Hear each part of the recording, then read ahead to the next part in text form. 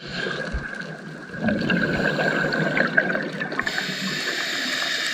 is Chris with Dive Zone Scuba for another technical diving tips, techniques, and trips video. Hello divers, thanks for joining me today.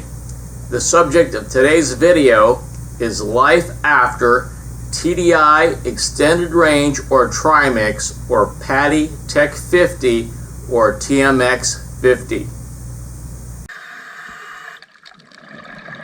If you've successfully completed the TDI Extended Range or Trimix course or the PADI TEC50 or Trimix 50 course, you should be competent in handling at least 2 decompression cylinders. You should also have an increased level of skill over that which you obtained during the TDI decompression procedures or the PADI TEC45 course. Also have the ability to conduct more complex dive plans, all of which results in you being certified to 180 feet in the case of TDI Extended Range, 200 feet in the case of TDI Trimix, or 165 feet in case of PADI's TEC50 or TMX50 courses. So once again, we're going to ask the question, what happens now? One thing that you could do is continue to dive at this level. To dive at this level, you will of course have to have all the equipment items necessary. Is if you're certified at this level, if you decide to continue on, you probably have almost all the equipment that you will need in the future. You also need to have competent team members. If you haven't already noticed, the higher the level of technical diving, the fewer competent team members are available to dive with. Lastly, there will be fewer suitable diving locations if you would like to dive at your certified depth level.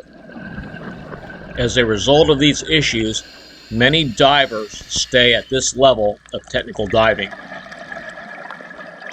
A second thing that divers may do at this point is cross over from open circuit scuba diving and pursue closed circuit rebreather training. This may be because of the high price of helium in more advanced diving. Of course, the diver could always take the next open circuit course, which is the subject of this video. So if you're going to take the next course, what you'll be doing is taking a hypoxic trimix course. And what hypoxic means is that you're going to be using levels of oxygen that cannot support life on the surface. The TDI hypoxic trimix course is called Advanced Trimix. And the PADI course is called just Trimix, not to be confused with the TDI Trimix course. A hypoxic trimix course utilizes helium-based hypoxic O2 primary gas. Any helium-based gas is going to be expensive. Pure helium costs between $3 and $4 a cubic foot. Hypoxic trimix courses also include the use of a travel gas. Travel gas may be necessary as a hypoxic primary gas may not be able to be breathed on the surface. As a result, hypoxic trimix classes usually involve an increased number of cylinders. Much more complex dive planning that is involved in a hypoxic trimix course. All of this enables you to dive to much greater depths than any lower level course. The TDI Advanced Trimix course consists of 4 dives, although it usually ends up being at least 5. You must have a total of 100 minutes of bottom time. 2 of the dives must be at a depth of 230 feet or below, and you cannot exceed 100 meters in depth during training. The PADI Trimix course is structured quite a bit differently from the TDI course, and in fact the PADI Trimix course is actually split into a normoxic phase, which is called TEC65, and a hypoxic phase. There are a total of 8 dives for this course. However, 2 of those 8 dives are waivable if the diver received his earlier technical training with PADI and the diver has done a recent technical dive. The depths for the individual dives vary.